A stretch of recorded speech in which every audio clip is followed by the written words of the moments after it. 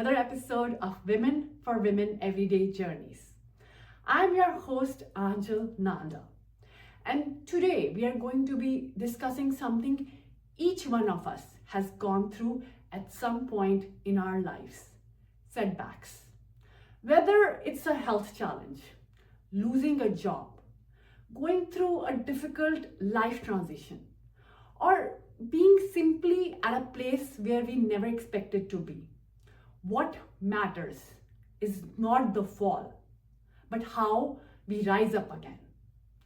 Today's episode is especially close to my heart.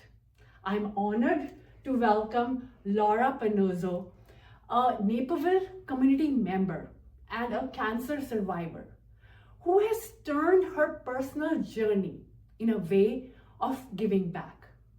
Through her experience, she has not only shown incredible strength, but also stepped forward to help other women going through similar life challenges by doing fundraisers and community outreach.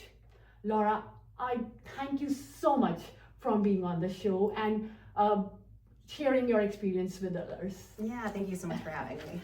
To start with, I just want to ask you, what was life before the diagnosis? What did the world mean to you? Yeah, so prior to my diagnosis, I kind of was on top of the world. Things were, absolutely hitting on all cylinders. I've got a wedding planning business here, local in Naperville, called Merriment. I was hiring my team, we were expanding, things were fantastic. I was in a new home with my 4-year-old daughter, and things were just really kind of clicking on all cylinders. That was absolutely not lost on me too. I was incredibly appreciative of each and every single one of those days, but certainly receiving a cancer diagnosis at 34 was a very big shock, and not only just a cancer diagnosis, but a stage 4 cancer diagnosis, which really, colors both my prognosis and my treatment, for the rest of my life. What was the moment like when you found about the diagnosis? Like, what feelings did you have, and was it even difficult to process? Oh, of course. I mean, certainly surreal. So leading up to the diagnosis, I had no reason to believe that it would have been the diagnosis that it was. So I had no family history. I actually never felt a lump or anything of that nature. I had no genetic precondition that would lead to that. It was really just going off of intuition that I went into my doctor's office. So I mentioned that I was in a new space with my daughter. We have a wonderful pool there, and we were like swimming every day in the summer. And my breast just felt different when I swam. I can give no other explanation and to it. And you had no lump? You did no lump, no, nothing like that. And so I just went into the doctor, and I feel as though this commonly isn't part of the conversation also, but he took me very seriously. He said, let's get you in for imaging. It's probably nothing, but like, let's do that as a precaution, which I'm so grateful that he did. And so went in for imaging, and then actually receiving the diagnosis is a little bit of a funny story, if you can call it that. So I was with my team at a catering lunch. Okay, you were at an event. I was at an event. Okay. And I took the call in the bathroom, and I came out and I finished the lunch because it's like, this fire's already burning, like, what am I gonna do? So I think maybe that is the part in you that is helping you fight it still now, that spirit, that to live on, to go on in the life. What you're describing must be like completely overwhelming. What kind of feelings did you feel? Was it fear, uncertainty, disbelief, anger? Why me? And eventually those feelings would appear. How did you cope up with those feelings? Yeah, I mean, all of the above, certainly, right? I mean, I think you go through all the stages of grief in a Yes. diagnosis like that too, and the why me, what did I do Yes. wrong, why is this impacting me again at 34 in my prime doing No family history. exactly, right? Like, why is this happening to me? And so much of it really came down to also it's like, what's the alternative to being resilient, right? Either like without being too graphic, I mean, the alternative is to lay down and die. And it's like, I'm not gonna do that. And I've got too much, in terms of my daughter, my business, like my friends and family, like so much wonderful things surrounding me that that's not an option. And so to persevere really is the only choice To being positive, to bringing in that willpower to continue for your daughter, for your business, for your friends, whatever that glimmer of hope is for anybody out there. To live for them, to live for yourself is extremely important, I believe. It is. And I come from the perspective of being a mother, and not saying anyone who's going through a cancer journey who isn't a mother, like in no way commenting on that, but my daughter is what I live for. And every single day, like every single action that I'm taking is in service of like her to remember me and to like influence her life and to be a positive force in her growing up. And so it's like we just gotta keep going. She can get a better role model than you. Every journey that we go through has a turning point. At what moment, maybe after 1 month, 2 months, or whatever the timeline be, that you figured out that you're not going to be boggled down by this. You're going to face it. You come out stronger and even kind of help other women who are going through. Well, one would argue that I'm still boggled down from time to time. Like there's certainly something to be said about it is a ever evolving landscape. But part of the story really, it was 48 hours after my diagnosis, and so much of my personality, my business, my wedding planning, like all of those things are centered around community and love and bringing people together and beautiful events. And so that's when I decided that I was gonna throw myself a birthday party, number one. So my birthday's in February. And so I was diagnosed in September of 25. And so I texted one of my band leader friends and I said, hey, you free on this date? And she said, yep. And I said, we're throwing ourselves a birthday party. And then that really evolved into the fundraiser, which was so wonderful. And so that was one certain moment where it was like, okay, like I'm not gonna let this define my future, give me something to look forward to. But I mean, the landscape continues to change, right? And I mean, every day is a new set of challenges, new medication, sets of scans. Like scanxiety is a very, very real thing. I've got scans coming up next week. And so while there's a number of opportunities and elements where things shift and we move forward, but it's an everyday choice. Do you talk about it a lot to your support group when something is happening? Does it help you cope with what you're talking about, like scan anxiety and like always feeling on the edge?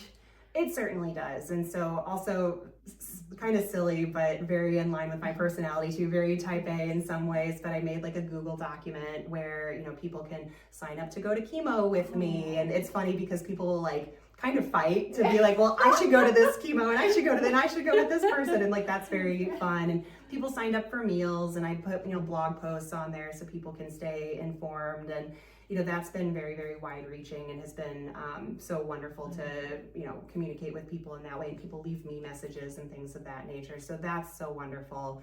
But yeah, that community is huge. And the reality of it too, and something that, just in sort of real talk, is some people really, really show up in ways that you wouldn't expect, and other people don't. And you have to be okay with that as well. Yes.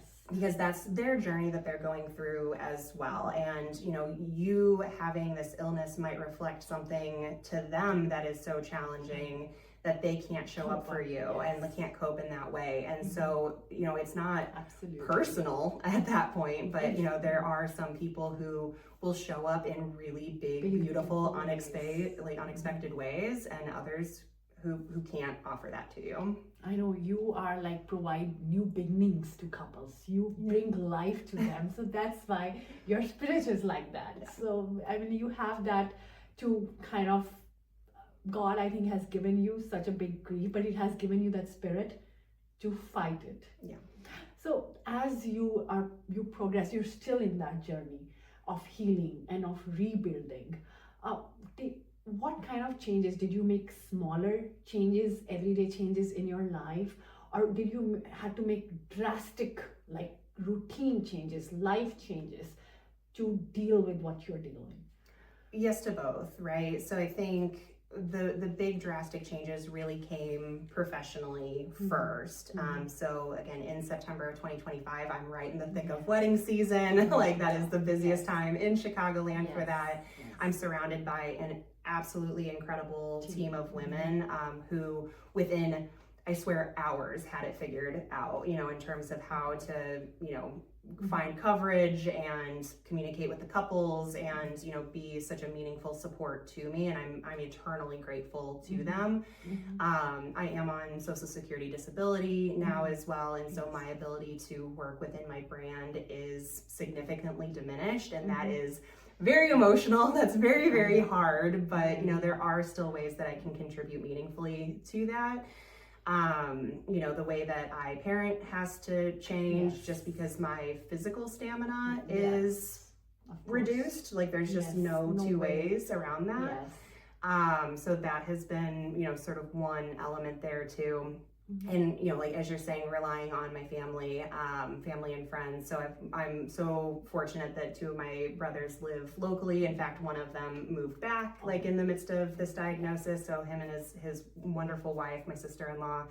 And so, they have stepped up in really beautiful ways to be there when I need a nap or like when I need the house cleaned or like when, just things of that nature that, it's quite humbling to have to ask for help in those ways when historically you haven't, but to have such a safe place to do that one of the most inspiring parts of your journey is like you still going through cancer. You've been through such challenging phases in life at such a young age, and you still kind of found the strength to help and uplift other women, like doing fundraisers. When and how did it come inside you? Was a calling, or you were like, oh no, I'm fighting for this, I want to help other women? Precisely. I am such a community driven person. I'm like a 10 out of 10 on the extrovert scale, like that is, it was so much of my life, my personality, like how I define myself is around like being a helper too, right? And being someone, again, like in the wedding, I can take on that stress, I can help organize, I can do those things, and similarly in my personal life, like wanting to offer that level of support and kindness to people who are right in the thick of it. And so in addition to the fundraiser that was last February, just some of our vendor friends have been diagnosed, making friends like in the oncology center, because there is statistically just more young people being diagnosed with advanced stage cancers. Which is like so sad, but that's the reality. It is. And so trying to find opportunities, like if I can take just even 1% of that stress away, or to be a listening ear, or to be, a helper in that way, like I'm always going to do that. And again, it's somewhat selfishly, like that gives me so much life and motivation. Like if I can be helping them, then I'm feeling the return for that too. So as you said, that community, friends, family is so important in this journey to support the patient. What do you feel that yourself, the individual self, how much support you as a person needs to give themselves to go through the journey? I just want to know how is that inner strength more important than whatever you're of course getting through your community, friends, and everybody else. How much is that inner strength important?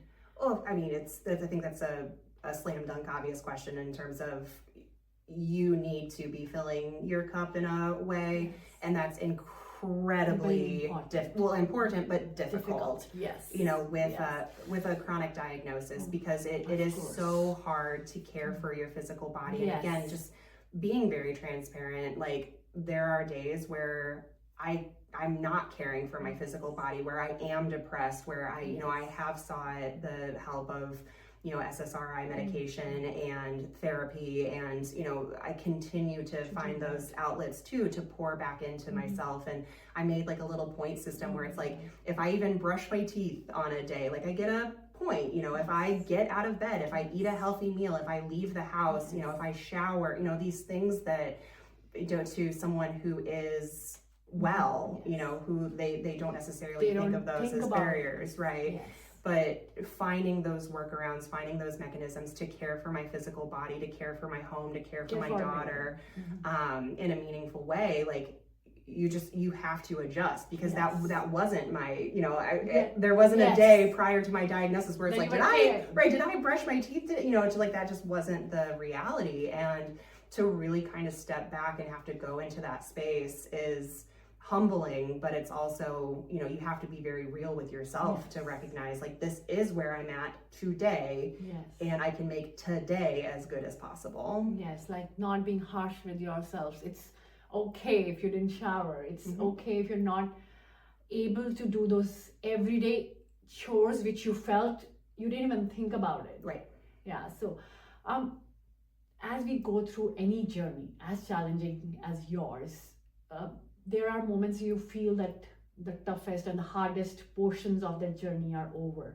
But in your case, I want to tell the listeners, because she is still going through chemo. She has to go through chemo every 3 weeks. Yeah. So even if I say hardest part maybe is over, but it's still an ongoing journey.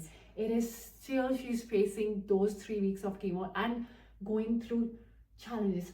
I want to understand, like somebody who is in that phase right now, how to motivate yourself every 3 weeks when you see that this is going to go on and you don't see any foreseeable. And then we were just talking about it, how difficult it can get. It can. I mean, the things that really keep me going, and I've mentioned prior, my daughter first and foremost, right? Just like there's so much motivation to be there for the important moments in her life, and to continue to make important moments in my own life, like finding opportunities to travel with my family, with my brothers, continuing for the business to thrive and making decisions there. There are very, very difficult days where, it's not so simple as just like waking up and being like, okay, like time for chemo, right?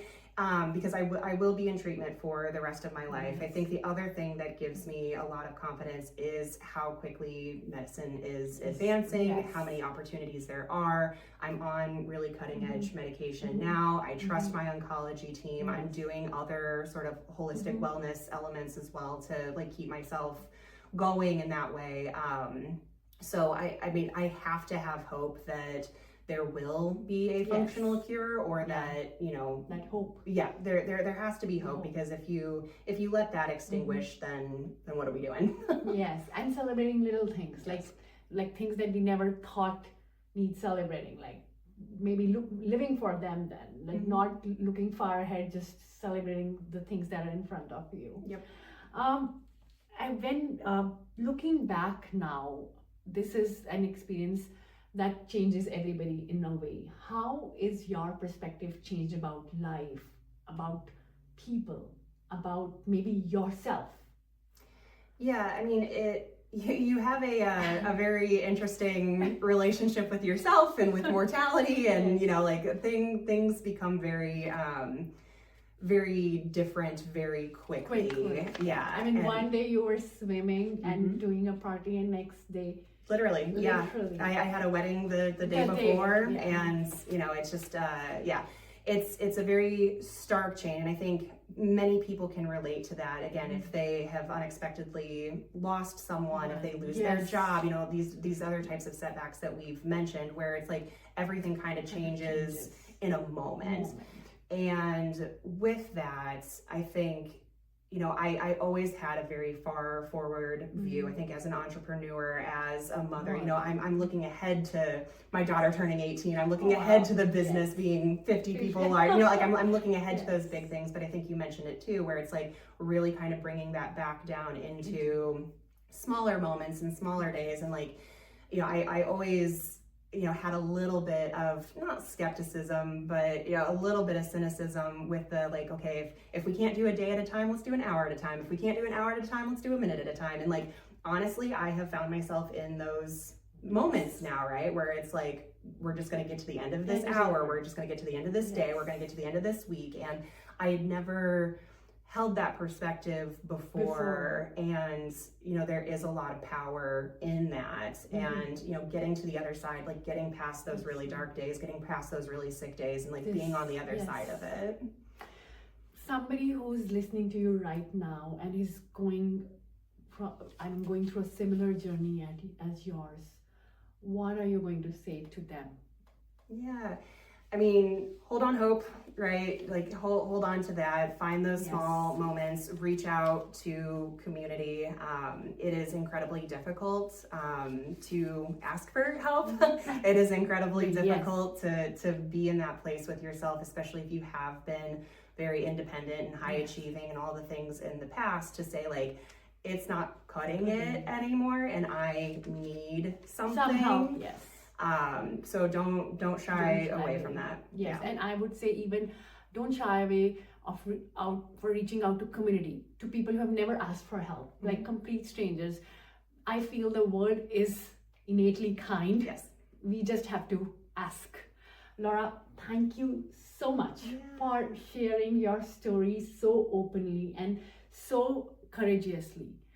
What tells us that sometimes the hardest and the most challenging moments in our life are the very ones that give us purpose and strength.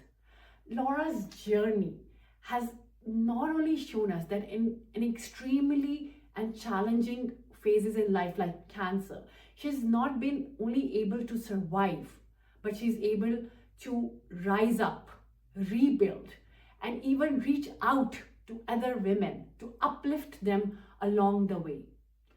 So if you are someone who's dealing with a difficult life situation or is dealing with a difficult health challenge, remember that you are stronger than you think, and rising after setbacks is possible. This is Anchal Nanda for another episode of Women for Women Everyday Journeys. I would love to hear your stories about courage, about new beginnings. Share those stories at the Instagram and Facebook handle women.for.women2025. You can also email me at womenforwomen2025email@gmail.com. I would try and would to share those stories in the last episode of this season. And if you want to reach out to Laura, I will give her contact details in the comments.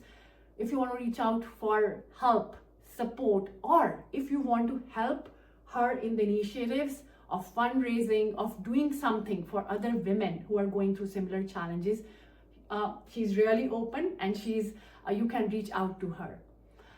Until next time, Anchal Nanda signing off. Remember, it's never too late to start.